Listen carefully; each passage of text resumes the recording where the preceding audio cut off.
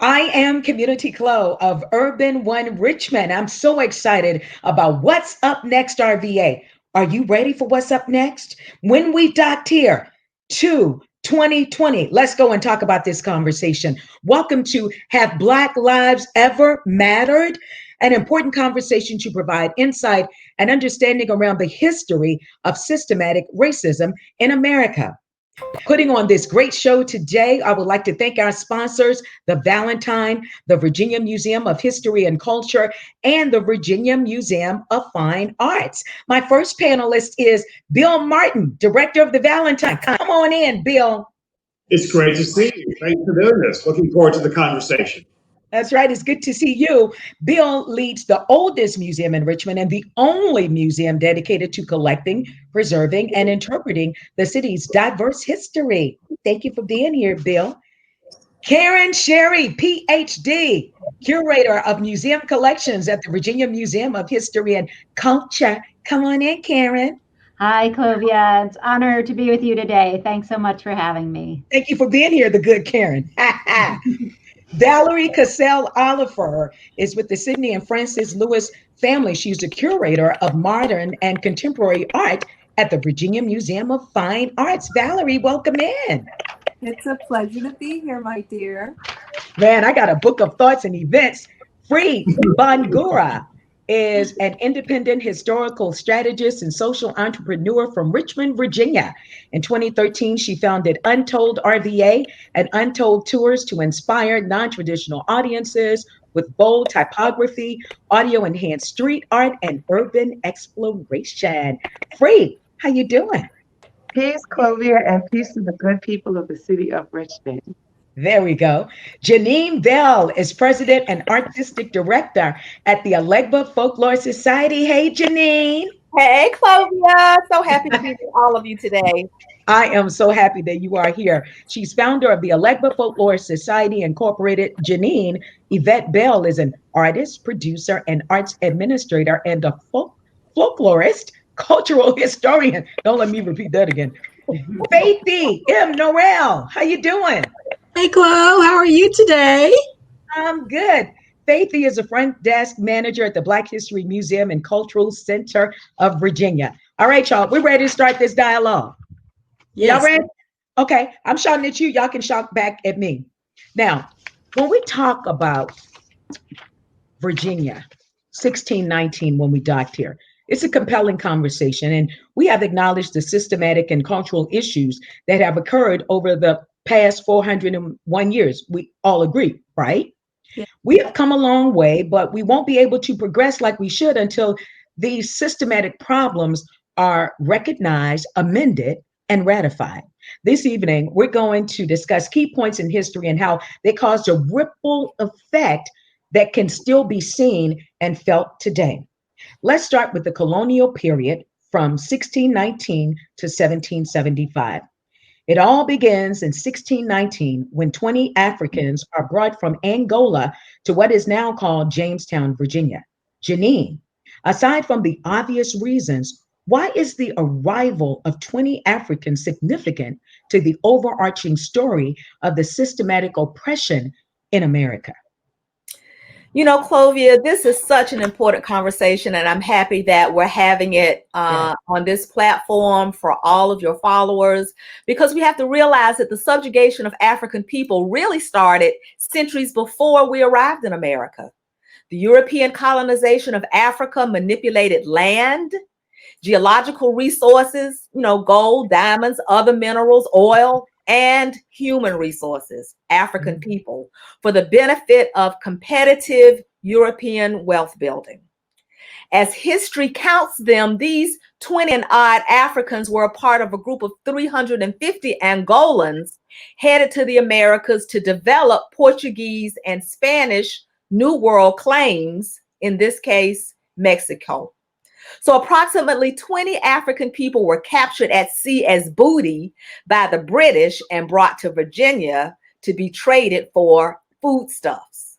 So from the very beginning, Clovia, African people, Black people were viewed by most Europeans, white people, as commodities, objects without human characteristics, except of course reproduction, to be exploited and control. No value was given for African intellect and creativity, for Africans as scientists, architects, mathematicians, writers, strategists, educators, artists, mothers, fathers, children, in the colonizers' quest for dominance. So there was a false notion of white superiority and Black inferiority, from which what became, and in answer to your question, a systemic race-based hierarchy that was established.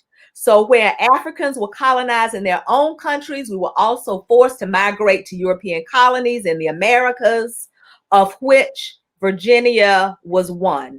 Yeah. And so coming here in this practice of developing economic resources without the ability to reap any of the benefits, and being treated in unimaginably horrific ways, was created American enslavement of African people. And it began in the British colony of Virginia 401 years ago, upon the arrival of those 20 Angolans to Old Point Comfort, now known as Fort Monroe, in 1619. It is time to school us, Janine. Thank you so much for that. In 1640, an indentured servant named John Punch is sentenced to servitude for natural life for running away with 2 white servants who were given extended terms of service. His children are also punished with the same status. This cites the first recorded time slavery is codified and legalized.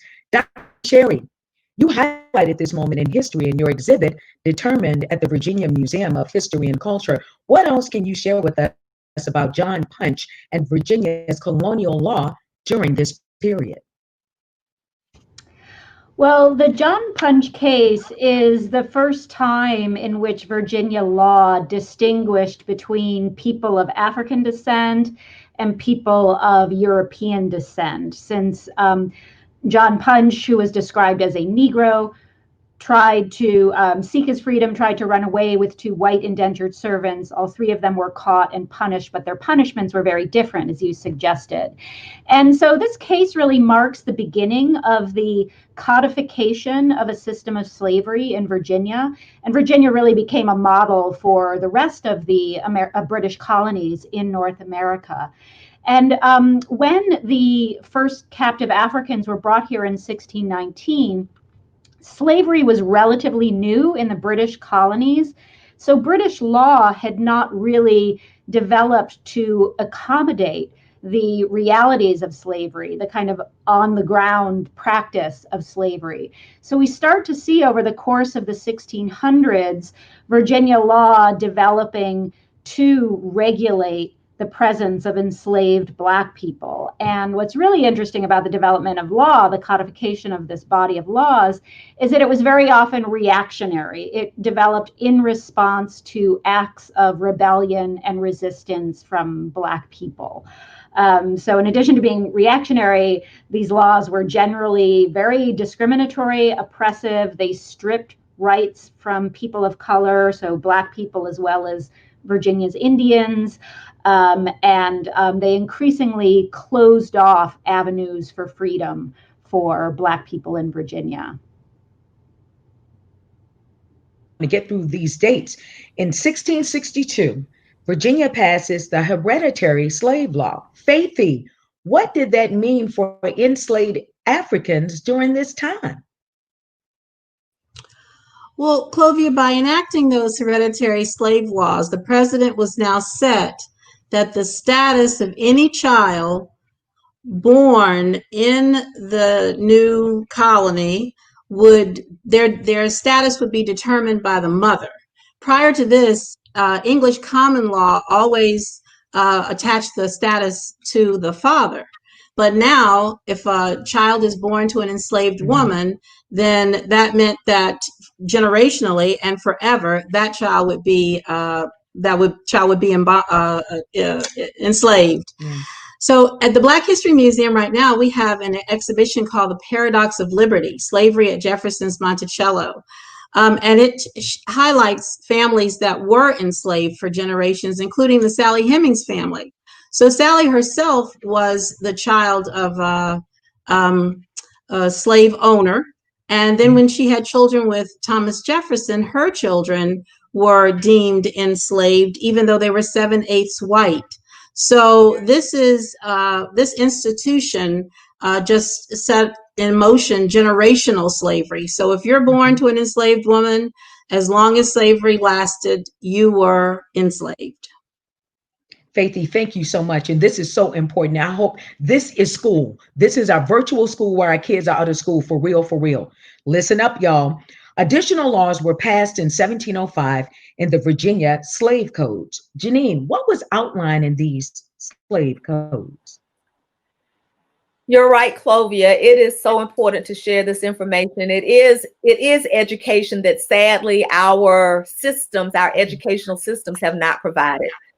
The Virginia Slave Codes of 1705, formally entitled An Act Concerning Servants and Slaves, set into law a greater level of control of a growing population of enslaved Africans in Virginia. It established new property rights for owners of African people. So now we have to remember that many of the British who populated the founding of Virginia were here serving a sentence for crimes committed in England. So the code clearly defined the differences between the 5-year maximum of white indentured servitude and what would become Black lifelong enslavement, and set forth a separate judiciary. So it also socio-politically segregated white colonists or commoners from Africans enslaved, making them disparate groups and hindering their ability to unite against the aristocracy, the ruling class, around issues affecting both groups. A unity of commoners created a fear among the Virginia aristocracy. So the 1705 code provided the legal basis for the free trade of African people, who are now becoming stock, and the substructure of the stock market we know today, with protections granted by the courts. Among other provisions, these laws set strict hierarchical guidelines about children born from interracial relationships, as Faithy was talking about, white male masters and Black women they enslaved, adding more legal and monetary outcomes to that 1662 law. And lastly, it prohibited Blacks, free or bond, from owning weapons, limiting self-defense, and setting the terms for the apprehension of runaways, and establishing what would evolve as American policing. The Elegba Folklore Society offers cultural history tours in the beginning Virginia, along the trail of enslaved Africans, to help to tell some of these stories and bring them to life for folks. Janine, thank you so much for this. We're looking at 100 years later, as we were talking about John Punch, the first recorded slave in Virginia. One thing it lets us know that folks voted in their state legislature, which is the one thing we try to suppress and oppress the vote. But in order to make these changes and enact these new laws, it was all about the vote. One of the final key steps taken during this time period to try to seal the fate of enslaved Africans was in 1740 with the passing of the Negro Act, making it illegal for them to harvest food, earn money, or learn English free. What did this moment signify for our ancestors, and how does it still affect Black Americans now? That's a really, really important question. I'll say, first of all, let's connect the language that we're using to describe ourselves. You cannot use the language of the oppressor to tell the tale of the oppressed. So to connect us to the continent, we can call ourselves American-born Africans. And doesn't it give us a more round, full, like diasporic, like solid? We're just solid. We're more solid when we have our brothers and sisters. Yes, but we are also connected to the continent of Africa. And so that is the largest continent and is the richest continent and it's the most royal original continent. And so I like to call myself an American-born African. But one of the things that was stripped away in 1740 was done because of the fact that we have like the most cold-blooded, heartless, like just wickedness that was happening. Europeans were on a level of monstrosity that like they really, really wanted to destroy us and make us fear them so that they could like just make sure that their systems of enslavement would last for several generations, really forever was the plan. But in 1740, they had been responding the year prior to this really, really bad fear that gripped their hearts based on something that happened in Stono in South Carolina. And this brother came and he was like, you know what, I'm from Angola and I'm not interested in being enslaved by any of these savages. Let's get free, right? And it's like that energy that speaks to not wanting to allow, it's self-determination energy, basically, right? And so they led about 30 people, well, actually 30 people were killed, 30 Black people were killed, 50 white people were killed in that revolution. And when this happened, it just made them basically say the very next year, let's put these laws in place so we can be sure that Black people do not organize or have any thoughts of trying to get free again. So like you said earlier, Clovia, they were unable to move abroad, but look at how that connects to now. The laws still connect with us not being able to get passports because of our erroneous felony convictions. They weren't able to raise food. So that was the earliest roots of Black food insecurity. There was no assembly in groups that was allowed. That was basically seen today in over policing when folks want to just chill out at the park, and people weren't allowed to read as far as the 1740 document. So in that case, it was pretty much like a connection of what's happening now that started in 1740. Thank you so much, Free. I'm going to move over to the Revolutionary War, the Civil War, 1775 to 1865. In 1775, the Revolutionary War begins. Colonists versus the British. Looking for extra help, the British declare any slaves fighting for them will be freed. According to Maya Jasanoff in her book, Liberty's Exiles, American Loyalists in the Revolutionary World, approximately 20,000 Black slaves joined the British during the American Revolution. In contrast, historians estimate that only about 5,000 Black men served in the Continental Army. Dr. Sherry, you featured one of these Black men in the Determined exhibit, James Lafayette. Can you tell us a little bit about him? Yes, James, he was an enslaved man from New Kent County. And during the Revolutionary War, he decided to cast his lot with the Patriot forces. He must have made a calculation that he had better chances for freedom fighting for the Americans than he did for the British. So he got permission to serve with the American Army under the Marquis de Lafayette, who was in charge of American forces in Virginia.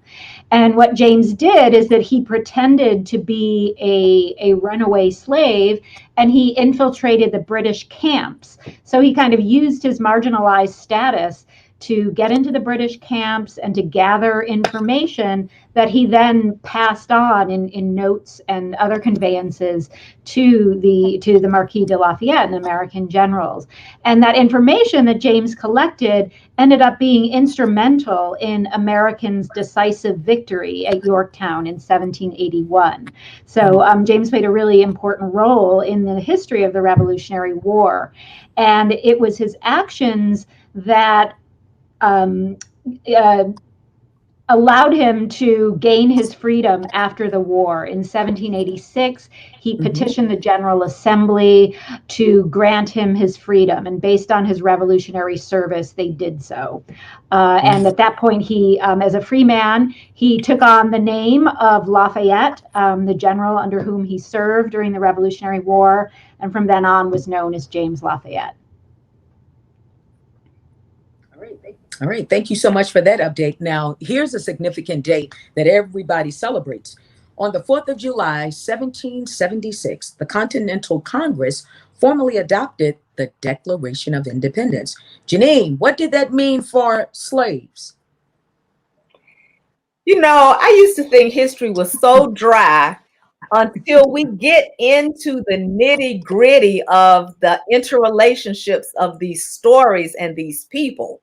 And this is an important question for Richmond, because now we have Patrick Henry at St. John's Church in Churchill. I'm sure many of our listeners and viewers pass by it often. In 1775, as a member of the Virginia General Assembly, petitioning his fellow legislators to separate from the British, to be independent of colonization. He likened the colonization of Virginia to chains and slavery, while he had Africans enslaved on his Hanover County plantation.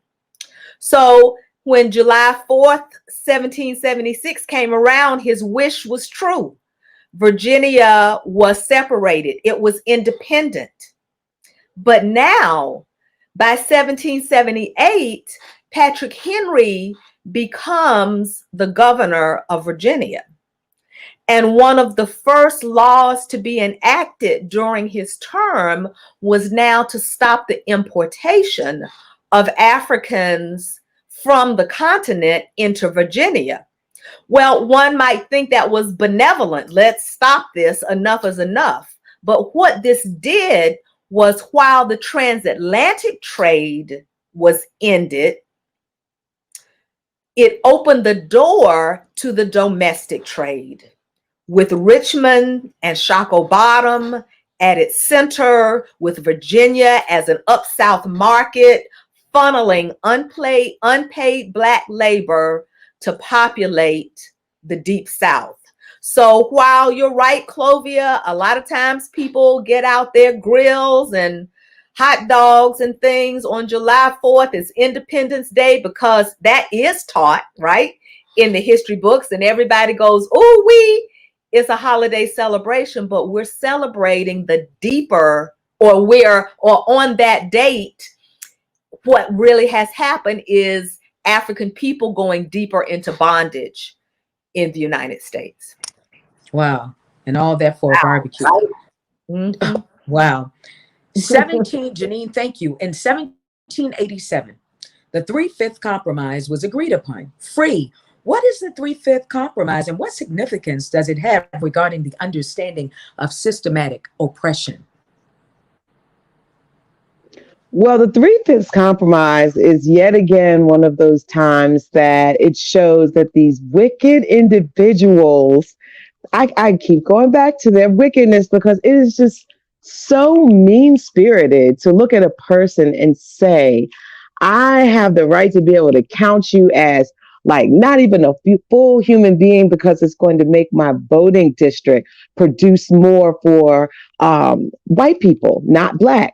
And I look at that and I put up a picture. I suggested that we show this picture to everyone who's watching, because does that look like someone who would be counted as 3/5 of a person? That is a female warrior squad.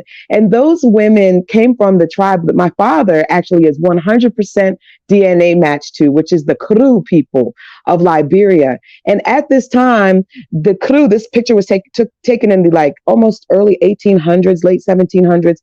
But the point about this picture that I love so much is that they were refusing to be enslaved. And so when the 3/5 compromise relates to us now, we see people that are refusing to allow themselves to be minimized in the laws and the way that we're treated with our rights here in the United States. Right now, we have a 13% higher chance as Black people to go to prison for drug offenses.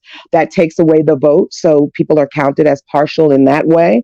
And we have up to 38% of people in some states that are Black and can't vote because of disenfranchisement, which is a word that basically means that your rights to vote have been taken away because of some sort of court stuff that you could have paid your dues to society, but you still can't vote, basically. That's disenfranchisement. So we look at today how the 3/5 compromise way back then affects today and the valuation of Black lives. We just have to make sure that the way they fought, the crew fought back then, not allowing themselves to be enslaved and treated as less than.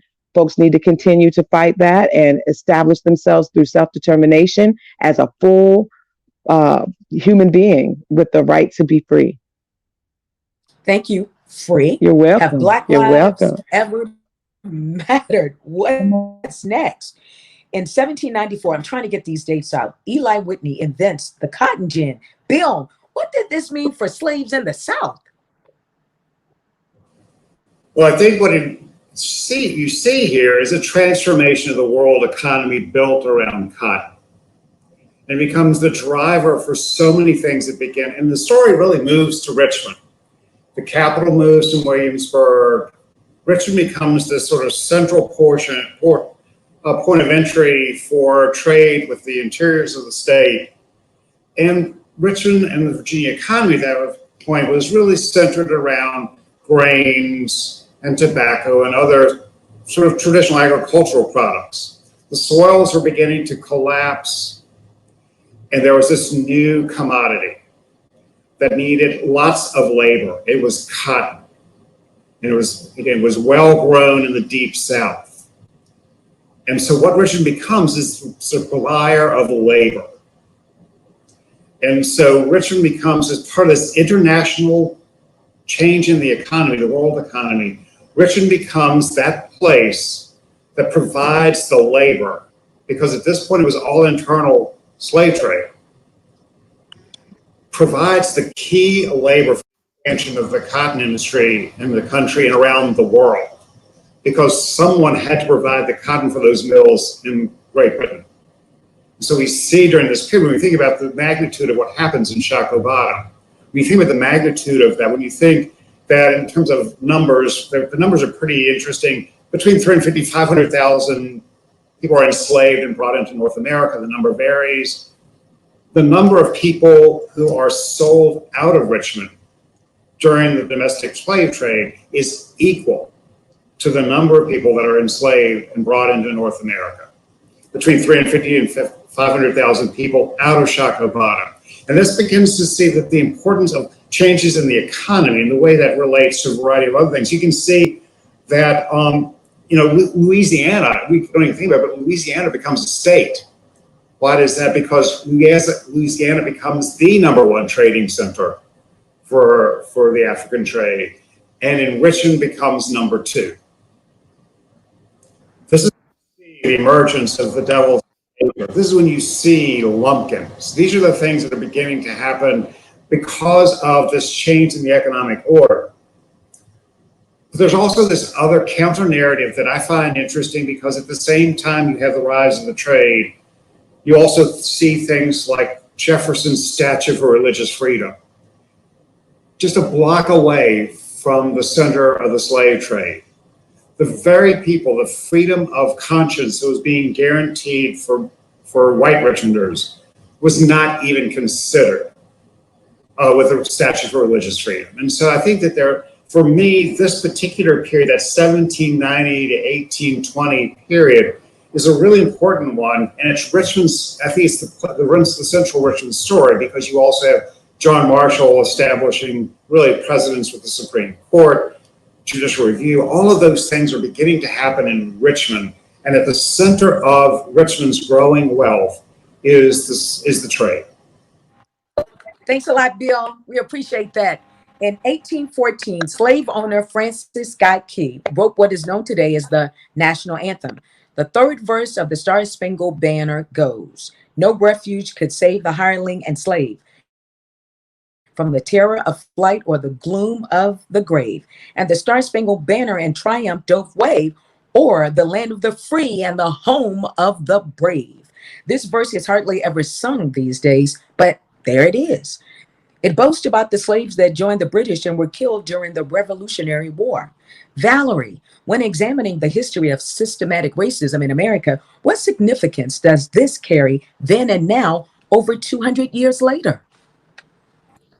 Well, I mean, what it suggests is that Black people were determined to be free at any cost. And even though the bodies would have been subjugated into what would become chattel slavery, you still had a willingness to be free. And with the preservation of ideas and philosophies and thoughts that were really embedded in the everyday. So for those who could not fight on the side of the British, for those who were still subjugated, there was still a determination nonetheless.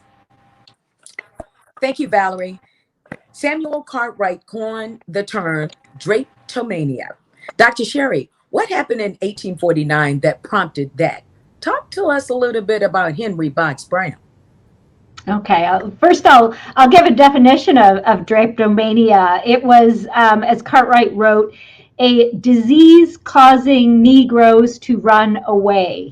He believed that the only reason that an enslaved person would seek their freedom by running away was because they were diseased. They had some kind of pathology. It's a ridiculous notion, but anyways, turning to Henry Box Brown's story, Henry Box Brown has perhaps one of the most sensational and famous stories of an enslaved person who successfully escaped to freedom. And he did so in a very ingenious way by having himself boxed up in a crate. And he came up with this plan after he had been an enslaved laborer in Richmond's tobacco factories. He was saving up whatever little extra money he could gather to purchase the freedom of his wife and 3 children who were enslaved. But he dealt with an unscrupulous white slaveholder who took his money, didn't free his family, and his family ended up getting caught up in the domestic slave trade that Bill was talking about a few moments ago. So Henry Brown had to watch his wife and 3 children sold in the slave markets of Richmond and sent off to the Deep South to labor in the cotton fields. And that was just devastating for him. And he determined at that moment that he was going to gain his freedom or die trying. So he came up with this plan, and he had some help from a free person of color and a white person in Richmond who helped him construct a box that measured about 3 feet by 2 feet by 2.5 feet. They boxed him up in that crate, nailed down the lid, drilled a hole or 2 so he had some air, and then they shipped this crate to the Pennsylvania Anti-Slavery Society, an abolitionist organization in Philadelphia. But before the crate carrying Henry Brown arrived, Henry Brown had to endure 27 hours of just of physical torture, not just being crammed into a box, but at various points along the way, the crate was flipped over. At one point, he was upside down, and there was so much accumulated blood pressure in his head that he passed out. Miraculously, though, he arrived in Philadelphia, and when the crate was open, lo and behold, he was alive.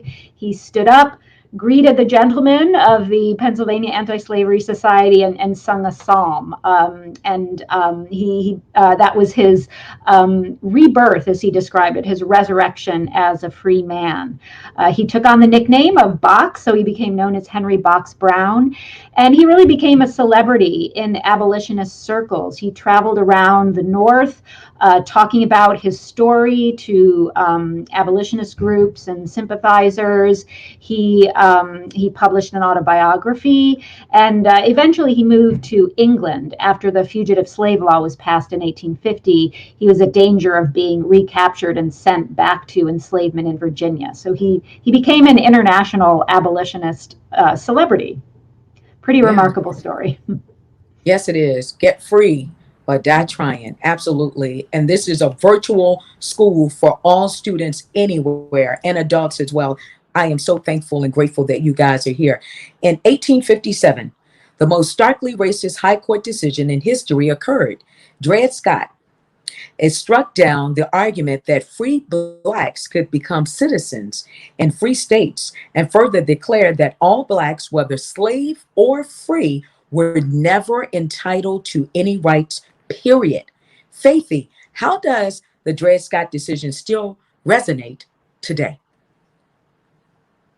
Clovie, you're absolutely right. This was considered one of the worst decisions ever rendered by the High Court in its history, not only because of what it did to Dred Scott as an individual, but it also stated that African Americans had never been citizens as defined by the Constitution. So it was an incendiary move that eventually led to the Civil War that broke out just 4 years later.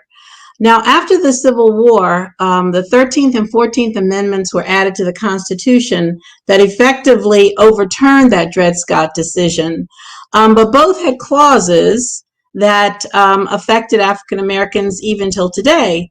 So the 13th Amendment said that African Americans, or these enslaved people, let's say, were now freed, but there was a clause. They were free unless they were imprisoned. So that set in motion the gathering up of people for minor offenses, loitering, and put them in jail to rebuild the South. So it just formed a different version of slavery. The 14th Amendment defined citizenship and due process as a right given to any person that was born or naturalized. However, thousands of newly freed people were arrested again, and we know for sure, even today, that most Black people are not given due process. It's what Marian Wright Edelman often referred to as the cradle to school to prison pipeline. So, both of those decisions, the Dred Scott decision, even the 13th and 14th Amendment, still resonate with people today because of their lack of, truly being citizens in the country that they toiled in, that they built, that they died for. So we are still living with those ramifications. It's time to ratify. Yes. On January 1st, 1863, President Abraham Lincoln issued the Emancipation Proclamation, freeing slaves on paper, but slavery was still very real in states like Texas for another 2 years. Hence the importance of acknowledging and understanding Juneteenth.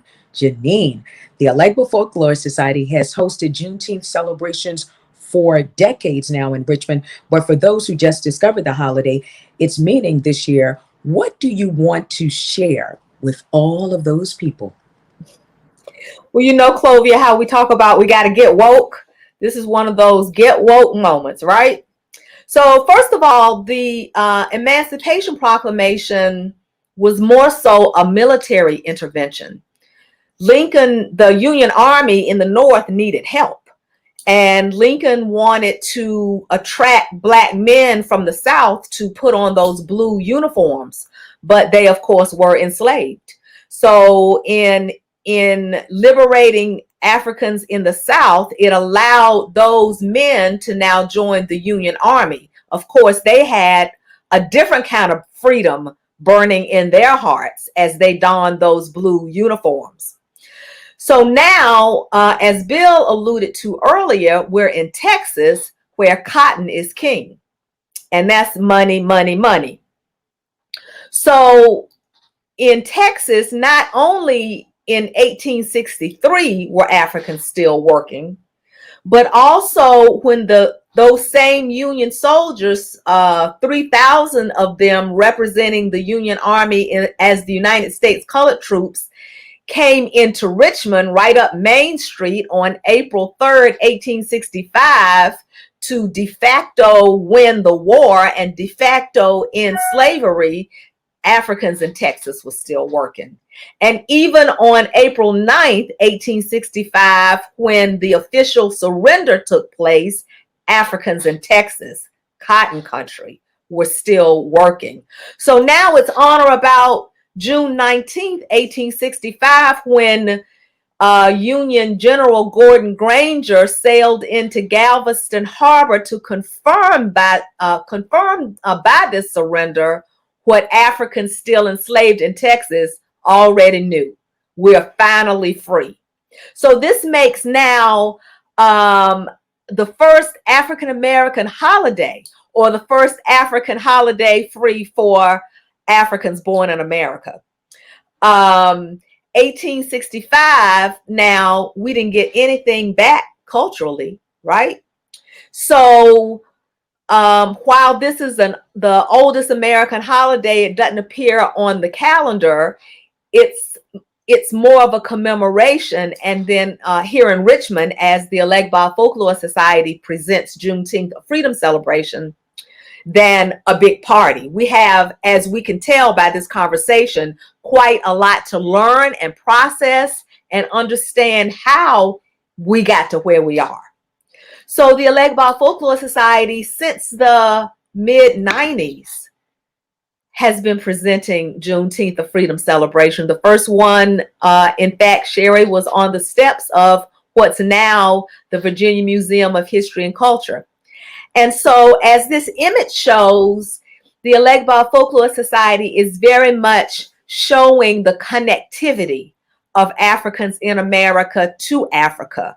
We see here the Adinkra symbol, the Sankofa, the bird that is looking over its shoulder to say, we have to know where we've come from. In this moment of this conversation, Clovia, to know where we're going. We see the shackled hands, but we see the beautiful mud cloth, and we see the Yoruba figures on the table to make sure that we are building that cultural bridge and staying rooted in who we are as African people. Because as I said, we didn't get anything culturally back. So it's important when we celebrate Juneteenth, and especially given that so many people were still unfamiliar, but with the 2020 global resurgence of calls for social justice on June 19th, it lifted the veil and shined a big bright light on the significance of symbolism, of holiday, of commemoration, of knowledge, of rootedness, and of knowing, and a unifying opportunity for African people in America. Janine, thank you so much for that. Now we're going to move into the Reconstruction, World War II, 1865 to 1950. Somewhere in there, July 9th, 1868, we became United States citizens. This era is recorded in history books as the Reconstruction era.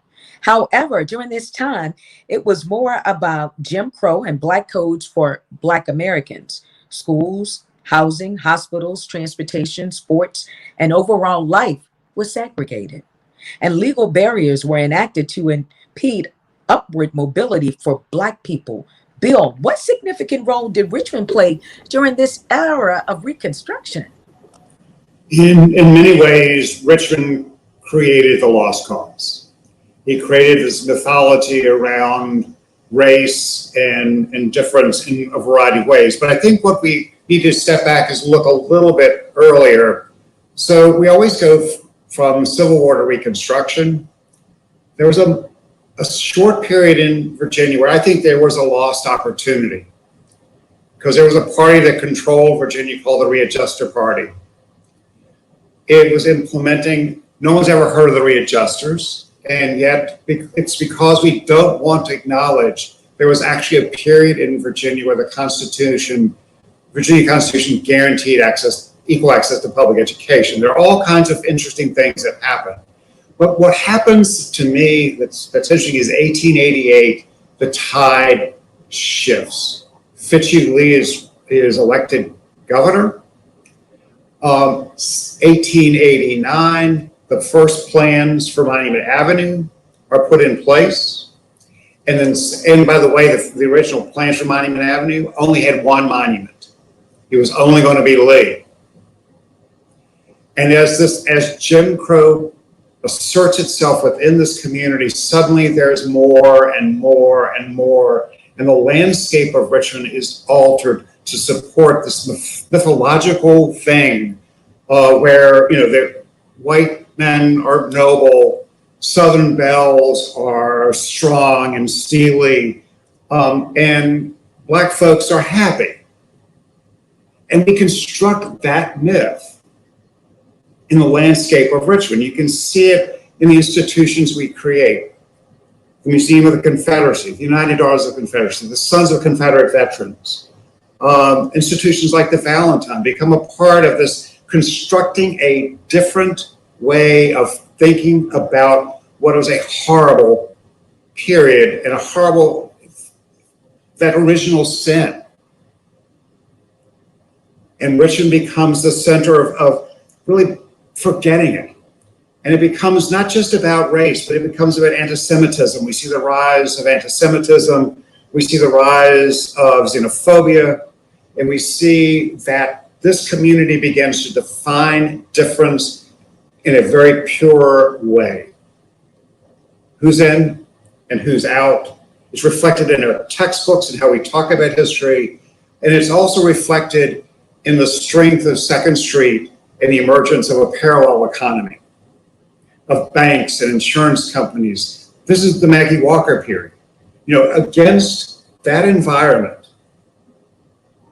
we find people resisting and building totally separate and independent life and success. And so I think that this for me in Richmond's history is one of the most interesting because it reveals their best and worst natures. All right, Bill, thank you so much for that. Faithy, what notable events that occurred during this era are highlighted in the Black History Museum and Cultural Center of Virginia's interactive timeline? So as Bill was saying, it was almost like a mirrored society. Two things were going on.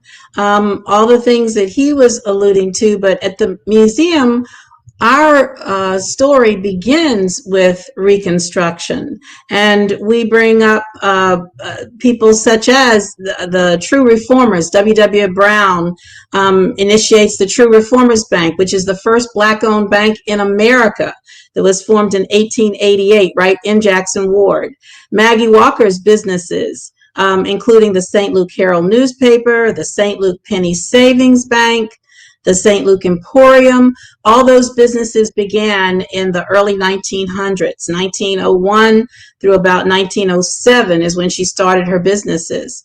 And may I also say that she was a trailblazer in the women's suffrage movement, and in fact was the largest employer of African American women in the city of Richmond. She was trying to re-educate and transfer them from being domestics into having training in all kinds of endeavors. And she, as again, I said, she employed mostly women in her businesses.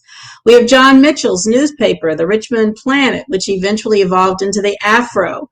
John Mitchell Jr. was also a firebrand for the things that were happening on Monument Avenue. His paper regularly railed against the erection of that statue and anti-lynching, and he and Maggie Walker ran, Maggie Walker being the first woman to run for statewide office in the state of Virginia. They ran on the Lily Black Party.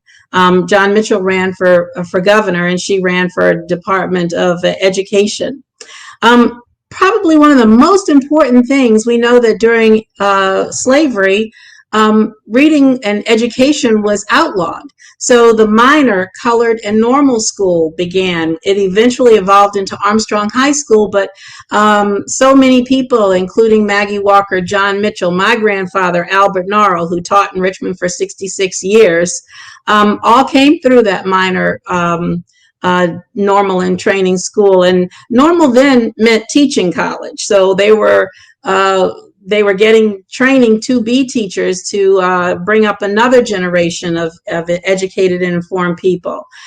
Black voting power, I've already spoken to, but John Mercer Langston was the first Black man to represent Virginia in the United States Congress. And again, as you said, Bill, there were so many businesses that were established in such a short period that Jackson Ward was sometimes referred to as the Harlem of the South or Black Wall Street. We know of Elizabeth Keckley. We tell her story. She was an entrepreneur, confidant, and seamstress to First Lady Mary Todd Lincoln. And of course, Virginia Randolph, another important educator. And she used a mix of academics and vocational education, and many of her methods were taught throughout the South.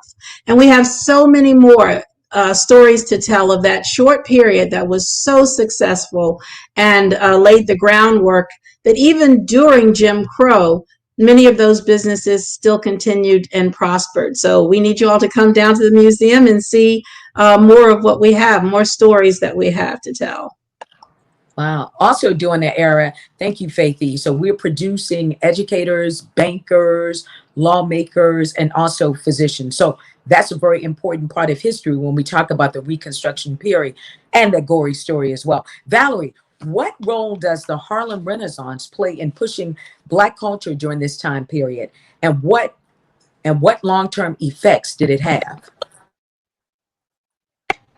Well, I mean, the Harlem Renaissance, it really becomes the headliner, I would say, for things that are happening all across the country. You have equally exciting things happening in Chicago and Bronzeville, but we do look at the Harlem Renaissance, which happens in the aftermath of the Reconstruction era and in the aftermath of World War I, where you have artists really, again, looking at the beauty and the history of Black peoples in throughout the world, and recapturing that and reframing that for what Alain Locke, who is arguably the architect of the Harlem Renaissance, will call the new Negro.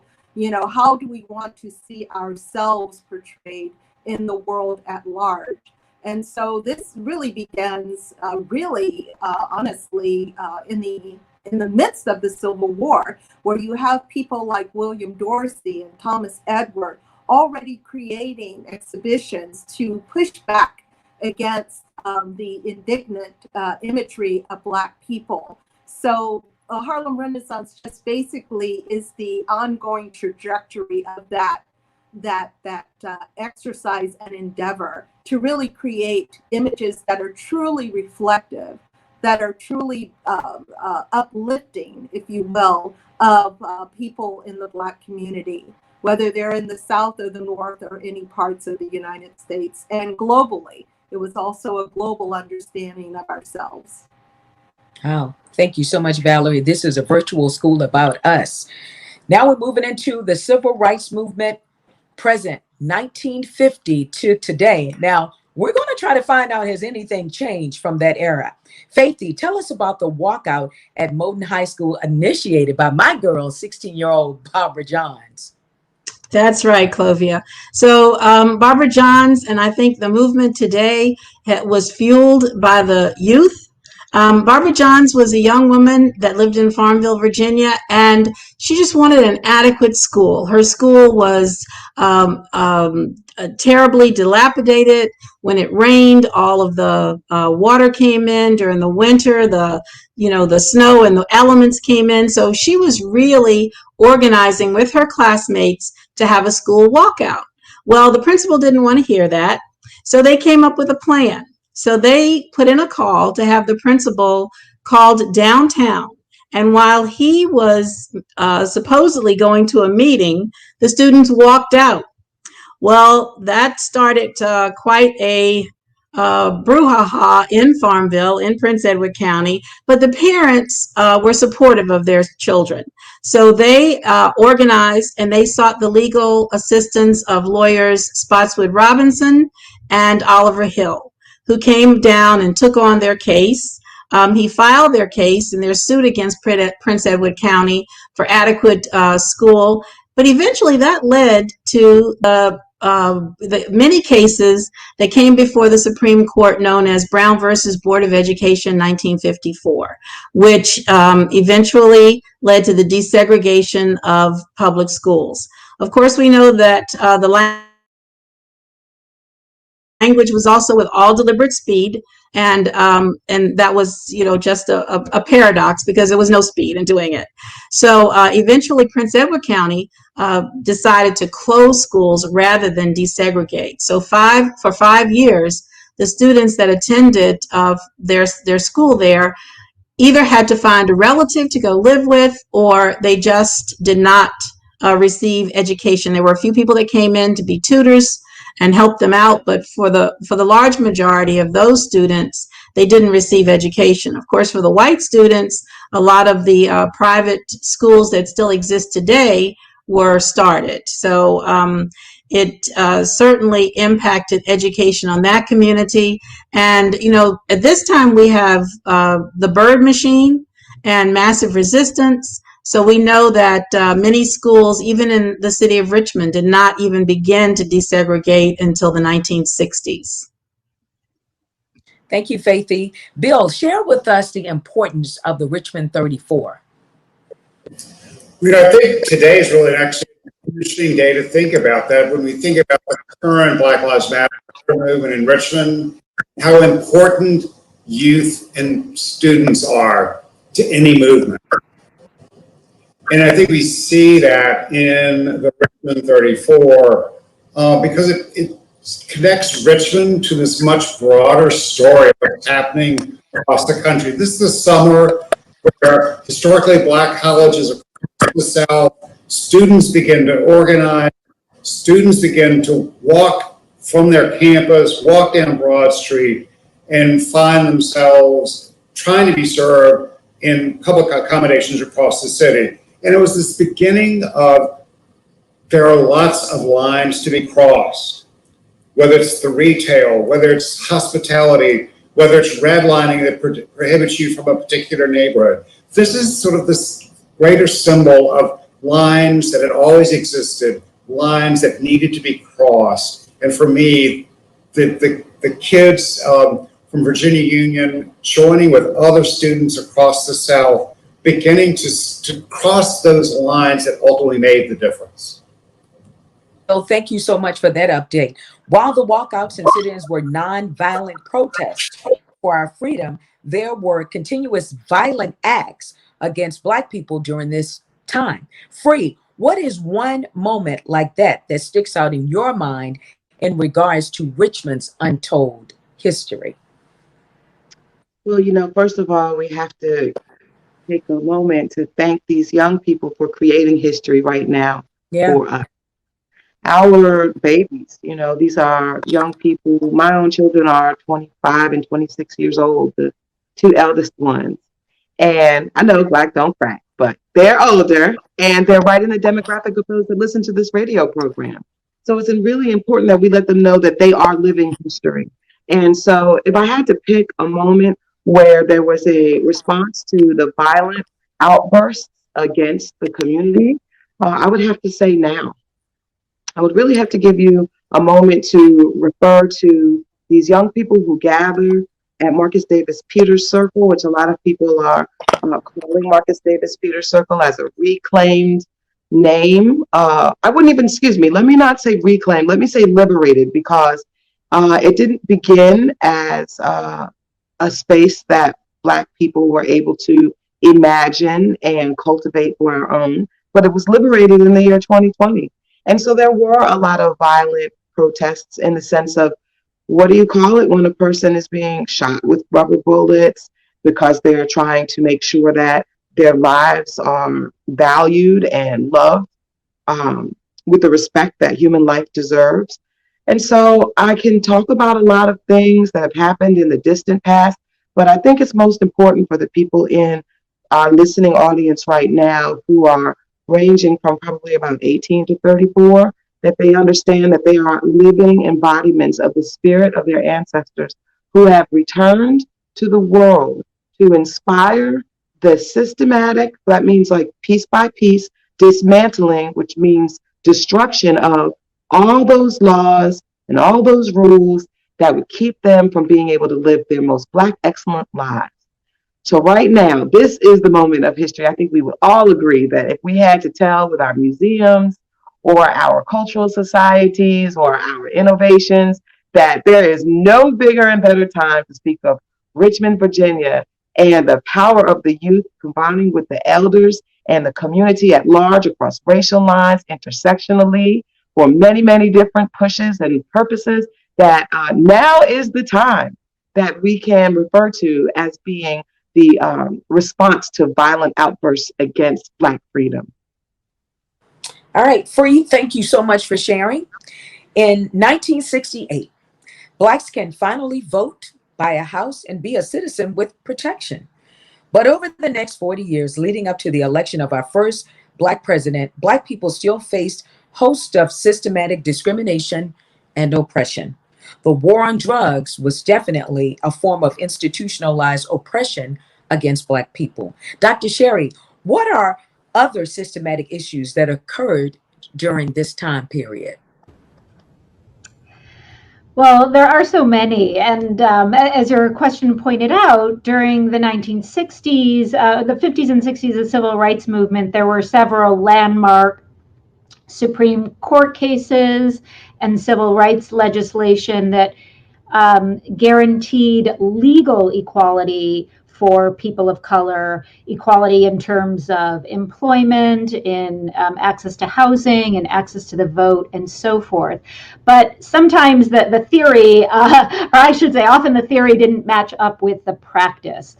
And so from the 60s to the present day, we still see across American society systemic racism, both subtle and overt forms of racism in most areas of American life. You mentioned the war on drugs, which disproportionately affects communities of color, led to the over surveillance, over policing, mass incarceration of people of color.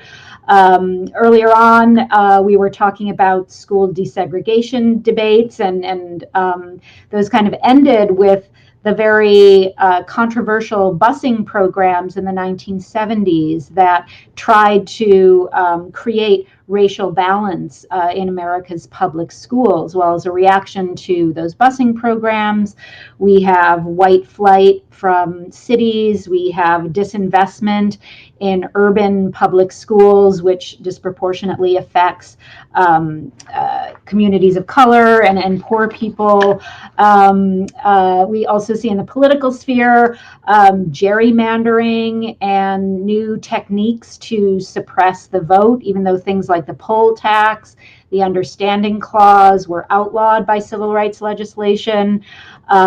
We now see, even very recently, since the 2013 Supreme Court decision that struck down aspects of the Voting Rights Act of 1965, we see new tools being used to suppress voters, things like voter ID laws and so forth.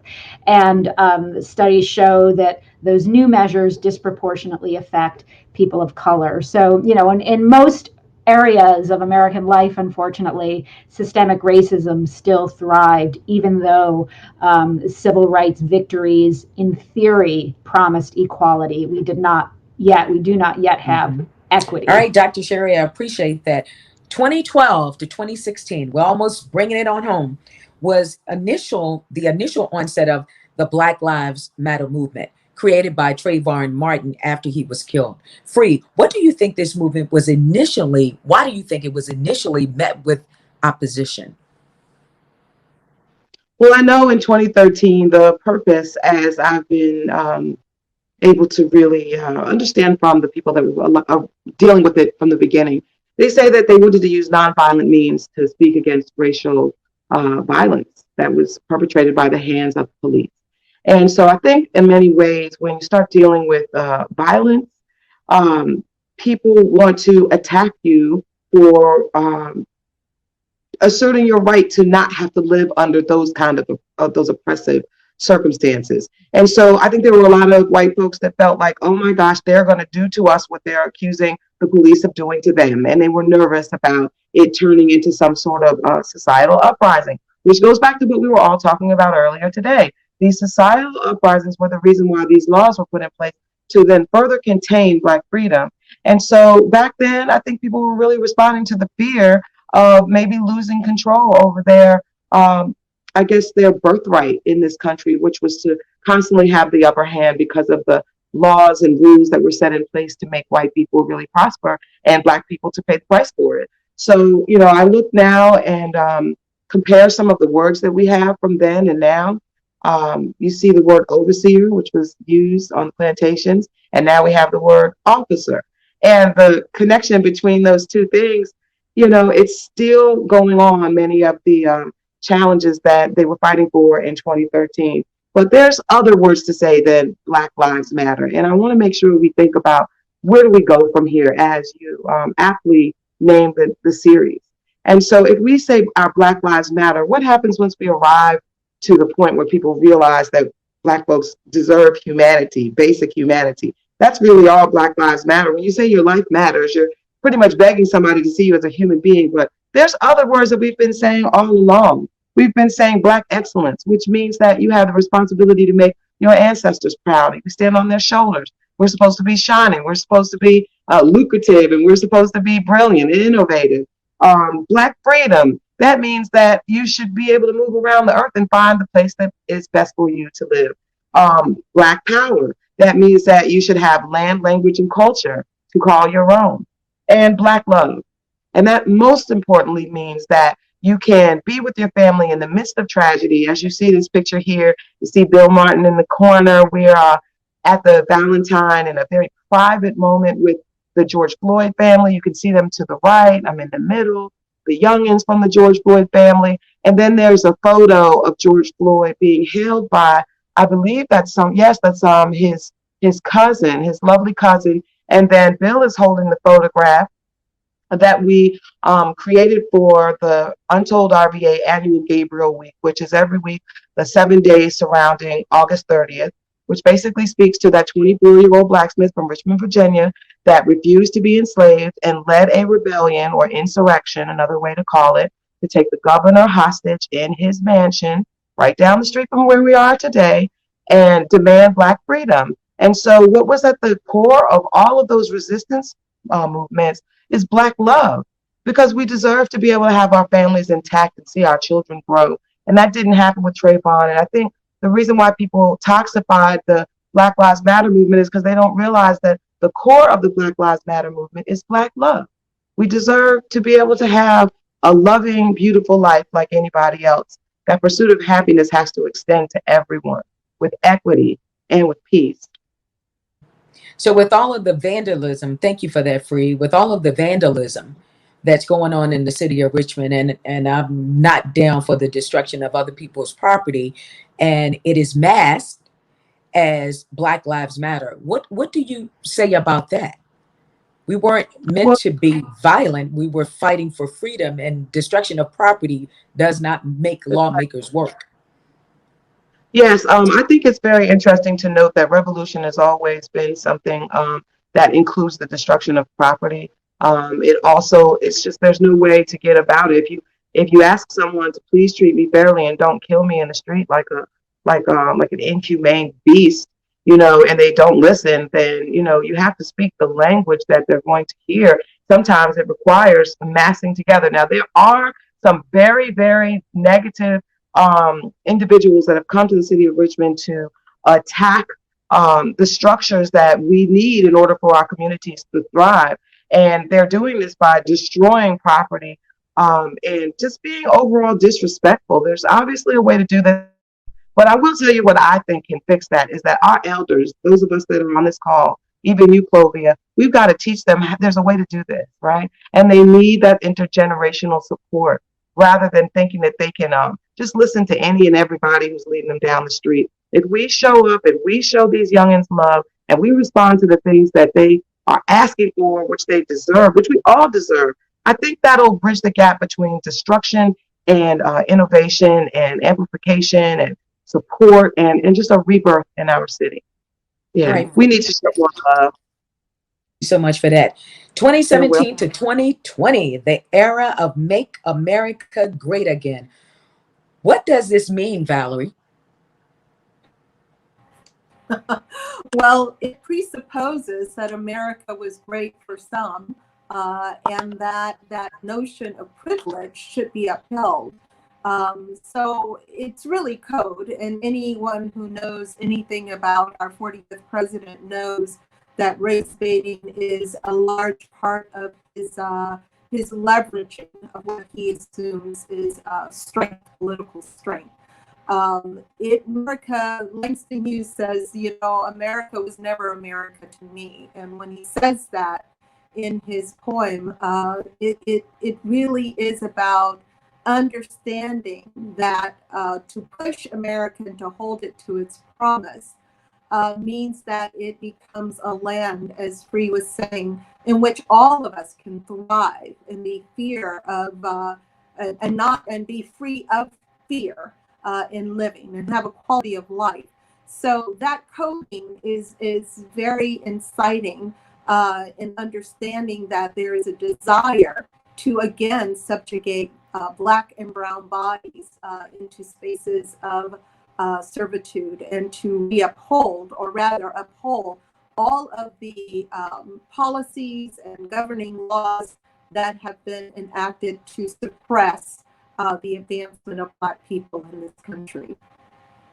All right, Val, thank you so much for that response. All right, we're almost at the wrap up. Wow.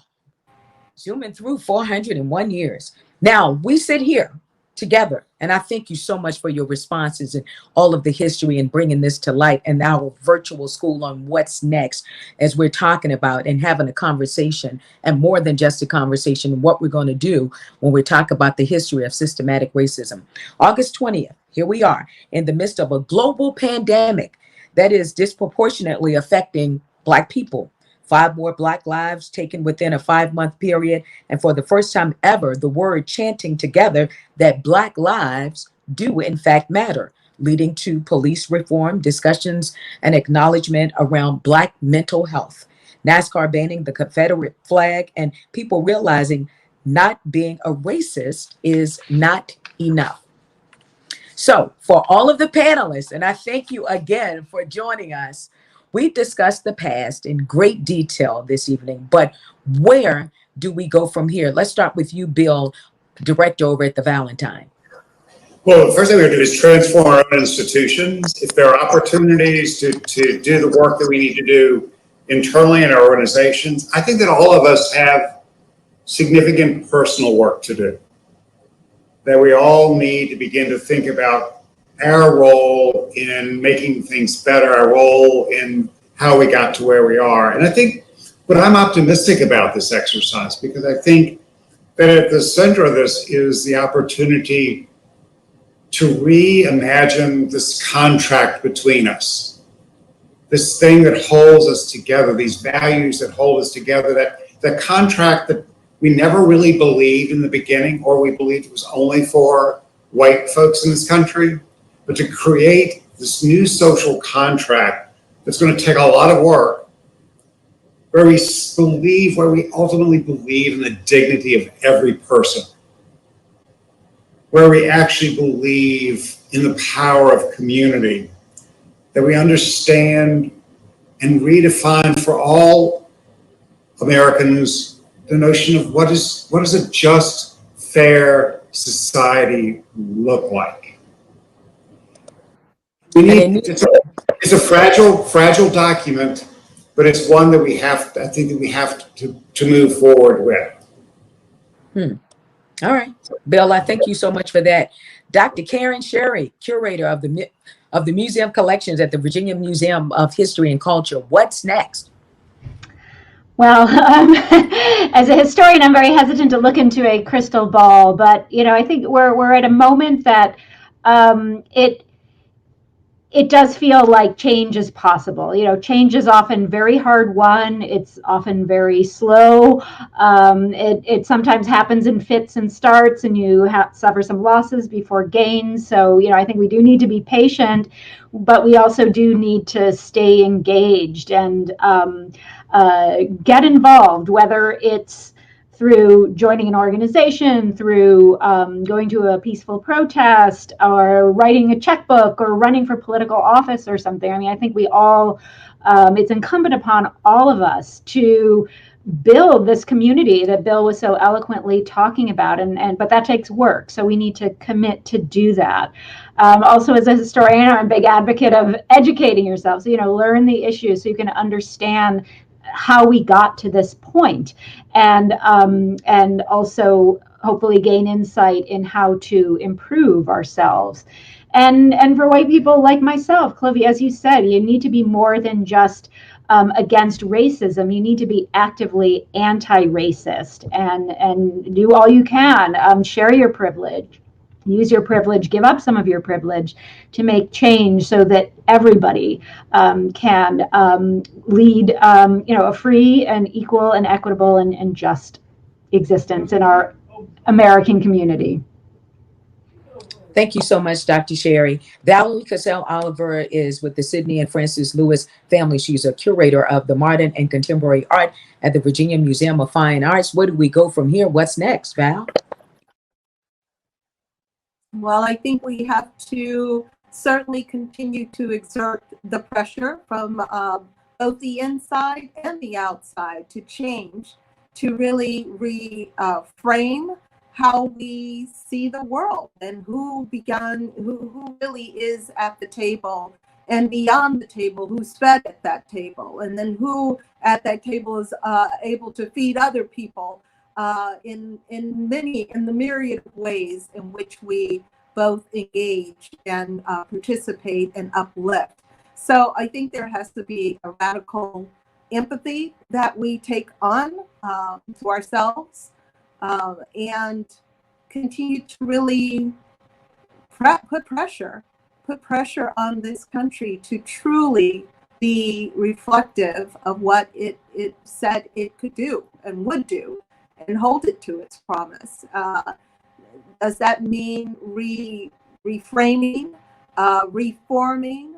There are so many things that are so deeply rooted. It is truly systematic, and we're going to have to implode some things and completely enact deep massaged reforms in other places. And it will be painful, but I think it's worth it in the end to finally get to a place where we don't have this kind of conversation again. All right, Valerie, thank you so much. Free Bangora, historical strategist, founder and CEO of Untold RVA. Where do we go from here? What's next? Well, I think everything we do needs to be deliberately regenerative. That means that you are going out of your way to reseed and bring about the cultivation of Black and Brown people. I absolutely agree with what Valerie said. And this has been something that is so deeply woven that, you can't be slow about this work. You need to make these decisions. Our government and our community leaders and people in institutions, y'all need to get it together quickly, because, Gabriel, the one that I was talking about in the year 1800 with his young comrades, they had thousands of people organized to go and storm the governor's mansion and demand Black freedom at that time. That was 207 years until Governor Tim Kaine in the year 2007 said that they should have never been executed on the city gallows. That's like the noose that goes around your neck when you're killed by the state. All of those brothers, many of those brothers and sisters, were killed and told that they were wrong to demand their own freedom. But then, like I said, 207 years later, the governor of Virginia came back and said we should have never executed them. So there's no reason why we should be giving these youngins a hard time for demanding their freedom and their rights right now. They're fighting for all of us. It would make the whole world so much better if we just had people to respond quicker, that they didn't require windows to get broken out, and occupations, just get to it quicker. So where do we go from here? We get a whole lot more deliberate about doing the things that people are asking and demanding that are done to establish and confirm their rights to freedom and justice and equity. All right, Free, thank you so much for that. Janine Bell, President Artistic Director at the Elegba Folklore Society. Where do we go from here? What's next, RVA?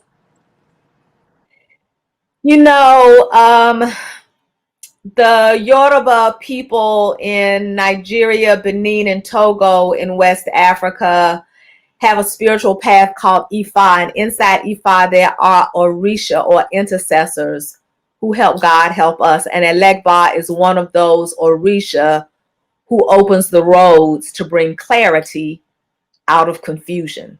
And so conversations like this one that helps to bring clarity in the confusion that we're living in every day is important. At the Elegba Folklore Society, we offer cultural education and cultural arts, experiential learning, immersions, so that people can, for African Americans, to reinstill a cultural foundation. This history that we've talked about woefully snatched that away.